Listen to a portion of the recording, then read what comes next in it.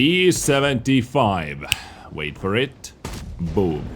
Just like that. We need to start the video with the E-75, the pinnacle of German engineering in a World of Tanks. It is almost criminal how long I have not showcased the E-75 over here. Spoiler alert, that shot was actually a hit as well. I'm going to try a couple more shots later into that bush, but first we have to deal with this DNH. Sorry for no outlines, by the way, guys, because replay files are still bugged. Wargaming, if you are watching this, fix the replays, please. But you know, I understand this is not Wargaming's main plan, or it is not their main goal to fix the replays over here. I'm trying to showcase the highlight by switching out from the main view into the free camera view.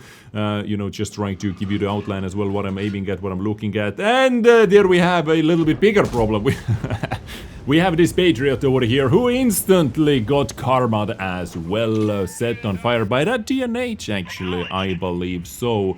So that DNH needs one more shot, and this guy is in the garage, but, well, he gets another chance. Over here I got 2 critical hits. I actually retracked that guy from both tracks, or I did hit the both tracks down. And here we have this guy is down as well. One more blind shot into the VK's position, and let's see what we have in the city. Now, today I'm going to show you 2 battles, actually. I'm going to show you this tank in action versus tier 7s, where this tank is just absolutely ruthless, just to showcase it over here. And the next battle is going to be my third mark battle as well, and it is completely opposite matchmaking. We are facing tier 10s and quite a heavy tier 10 match as well, which turned out to be quite a banger. But you know, one thing is a video about E-75. It has been criminally long time since I uploaded a video about this tank, but I also have not played with it myself for a criminally long time.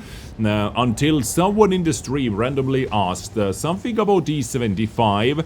I do not remember exactly what it was, equipment units and then the crew skills or something like that. So I went over to E-75 and I decided to showcase one battle to the viewer as well with this tank. And oh boy, guys, I loved it once again right away. Sorry, that was my bad actually, Banter. That was my bad. I should have gone around you. I'm actually sorry if you're watching this. But I did not remember how good this tank actually is, how solid it actually is. It has one big problem though, of course. This is the mobility, as you can see over here as well, repositioning, moving around. You know, this is not the easiest thing to do in this tank. In nowadays fast-paced battles in World of Tanks, it can be left out of some action if you are not frontlining it all the time, or, you know, depends on the matchmaking on the map as well. If you pick the wrong side, it takes a long time to get into the action and so on, so on. But I would say, mobility aside, this tank overall is just one solid tier 9 tank. One of the best tier 9 tanks. It has good armor. Very good armor. Overall, I would say the weakness of this armor is the top of the turret. This can be overmatched and, you know, heat goes through it. The forehead or the roof. Not exactly the face of the tank, but the forehead, the higher part of the turret. You know, heat is actually very punishing this tank. But overall, I would say armor is very good. And the gun is just choose nation, guys. This gun is simply choosy. Simply put, choosy. Hello. One shot into T-30's a pooper, 525 damage done. It is nice, right? Isn't it, guys? Just slapping 530 alpha damage per shot just feels good. Hello, Tiger. Goodbye, Tiger. Nice to know you. Soon you will get this tank as well yourself. Soon you will get this E-75 to yourself as well. And by the way, at the end of this battle, there is going to be one very classy kill, very classy action. We're going to rack up a lot of damage in like, let's say 2 seconds. We're going to fire one shot, but you're going to see what we're about to do to rack up a lot of damage in 2 or 3 seconds. I mean, this battle is already decided. As I said, it is over here for 2 reasons now, actually 2 reasons. It is over here just to warm up this action, showcasing it versus lower tiers and how ruthless it is over here. And also for the moment you are about to see in a second, where we rack up that damage. There is D103 and here is STRV1030 as well.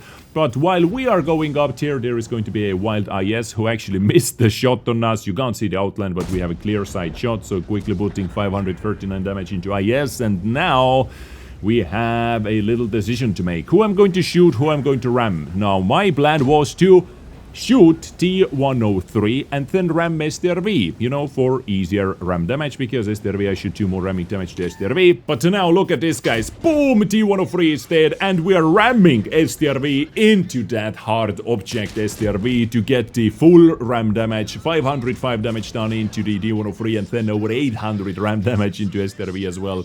That is solid 1.3k damage, basically in like 3 seconds, 2 seconds, something like that, and it helped me to cross the 5k in this match as well. But you know, this was a tier 9 battle, or a tier 9 tank in a tier 7 battle, no artillery, city map as well. Like, it couldn't be any easier than that, I would say so. But now, as promised, let's move on to a lot tougher matchmaking and the battle where I was able to free mark E-75 as well. On steps tier 10, we have 7 tier 10s over here out of 15 tanks, and at first I had a lot of thinking to do actually in this match. At first, as you saw, I was thinking about going towards the west, but after I saw how many tanks are going there, like the platooned up VK7201K is going up there, the 50DP Conqueror, D30, 704.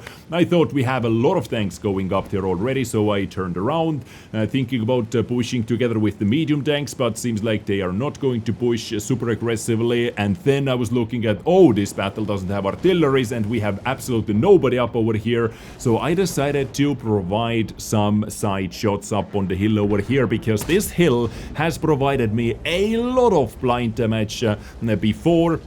And guys, you are going to be surprised when I say that we are going to stack up a lot of blind damage in this match as well. For example, Leopard 1 has already received 1 blind shot, and I believe that shot right here was a blind hit as well, because you didn't see the outlines clearly, but in the match I was able to see how that shot would have hit, or should have hit, the Leopard 1, like directly, at least bounce off, you know. It was going inside the outline of Leopard 1, but something stopped it, so I guess we have a little blind hit up over there already. And here is STRV, who we spotted over here, or someone spotted, but was shooting at us. And I would say, like, E-75 being up over here is pretty solid tank, if nobody's over here, of course, because we can bounce something, maybe we can spot something, and we can use our 530 alpha damage to provide some support. You know, at least those hill guys are not able to farm our tanks that easily anymore, I would say so. But while I was looking away, STRV got actually a nice shot into my side turret, so that was a penetration. But I am not leaving this. I am going to be a little annoying bastard up over here, just banging the blind shots left, right, center, and seems like we did hit another one into Leopard 1. Leopard 1 is hurt, down to 600 hit points, and into the turret, into the top of the turret, 526 damage done. Beautiful, beautiful, beautiful. Can we do that again, please? Can we do that again? Meanwhile, keeping an eye on the other flank as well. And on the other flank, we can see that our team is holding. 1 tank has been destroyed. 1 tier 9, the BZ68, has been taken out over there, and it is kind of a stalemate over there. So happy to be over here in this position, actually, especially if nobody arrived. The other option, of course, was to push on the down lower ground together with the medium tanks. I just took another blind shot, and right after I took the blind shot, here was Char Futur 4 spotted, which was a bit unlucky, but this guy is quite bad at math, I guess, or doesn't know how to count to 10, because he started moving up tier faster than unspotted, and I got another blind hit, and yes, here it is. We got the blind hit, and now we got another hit. 442 is quite a massive low roll, but together with the fire, we got it up to close to average roll anyway. Char is now running away, trying to predict the shot, sadly missed it, but we are losing 2-4. So we have provided some support fire over here. The low ground, like we would not be able to push the low ground anyway right now. So this is my thinking. The other option, what I'm looking at is I'm looking at the minimap. Maybe I need to help out, or should I help out the west part of the map as well, which is getting flanked by Centurion 1 right now. But we have still targets over here to punish, to shoot at, aiming in, full aiming in, and got a very lucky shot into units. So, as I said, we're keeping an eye on the minimap, and after that shot I was turning around right away, because we are actually getting flanked. Our heavy tanks are getting flanked, and we are getting flanked over here as well. Hopefully medium tanks in the east are able to hold it. There is AMX 30B. Am I able to turn fast enough? Let's stop moving just to accelerate our movement, and boom. Okay, we got AMX 30B, but here are still a couple tanks left we need to worry about, and at the same time we have lost all the tanks over here. We have lost all the tanks in the west, guys.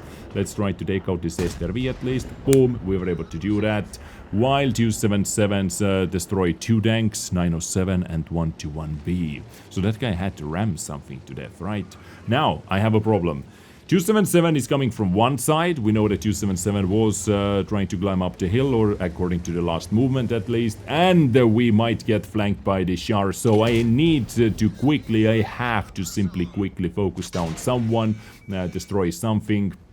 I cannot fight with 2 tanks at the same time, so 277 is going to be the first victim. Luckily I got my shot in before 277 fired, so I was able to auto-reload for the second shot, because that guy was 2 shots for me anyway. And here is Char Futur, who is going to use that rock, but luckily not in the best possible way. Always staying spotted for me. This is very big. This is very key thing over here. So once again, just showing it to me, or showing itself to me, so I know where he is, where it is going to be. Not the best use of the bushes over there, or once again, timing was not the best. But now the other flank, where we had a lot of tanks actually, is getting flanked by the medium tanks. It's getting flanked by the medium tanks, tank destroyers, heavy tanks, all are coming in. Across the map, sniping shot into Centurion 7-1. At least we were able to take out one. So who are left are the platooned up VKs. At least one VK is quite healthy. Well, there goes one of the platoon mates in VK, and now it is very tough because they have 114 SP2 as well. Are we able to win it? Are we able to do it? Here is T57 who is going in. T57 might be still reloading.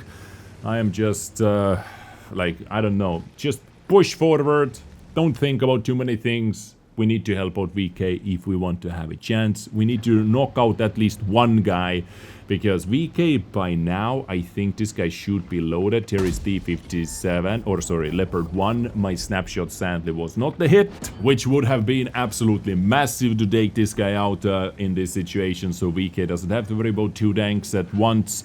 There is a full HP 114. That guy is actually full HP. Was able to bang VK once. There is T57 as well. Come on. Yes, at least we were able to get that guy. Leopard 1 now. Smart, guys. Saw how I took out that E-75. Leopard 1 very smartly is, you know, charging in, even in front of my line of fire, and was able to pick up VK. And sadly, guys, I was not able to win it. Not able to carry this, but at least I got destroyed by fellow Estonian, Legimes, which means flaming man or something like that. Anyway, in the game, if you noticed, we had 4,600 visible damage. This is what was on the damage board when the battle ended, but together with all the blind shots we did hit up on the hill, I managed to stack up close to 6,900. So let's say roughly 2,200 blind damage in total.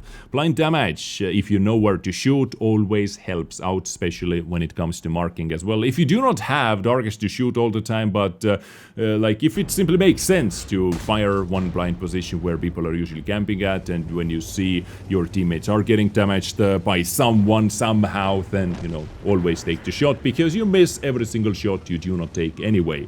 But I would say one of the reasons why I was not able to get epic clutch win out of this battle was the biggest weakness of E-75, which is the mobility. I was simply not fast enough repositioning to the other flank. Of course, I understand that I was not able to get going any faster, because you just saw I'm replaying this situation where I had to deal with AMX-30B before I can start moving, then I had to deal with 277 and then a Scharffutur as well on the top of that. Yes, you know, it was not easiest to get going from this flank, but still, the mobility was not over there, and in many battles it felt kinda slow in nowadays meta, but if a city map, if the battle was just slow enough for you, E-75 was such an enjoyable third marking experience, and it was like gradually upwards percentage grind as well. It was very enjoyable. So guys, if you have not played with your E-75 for a very long time,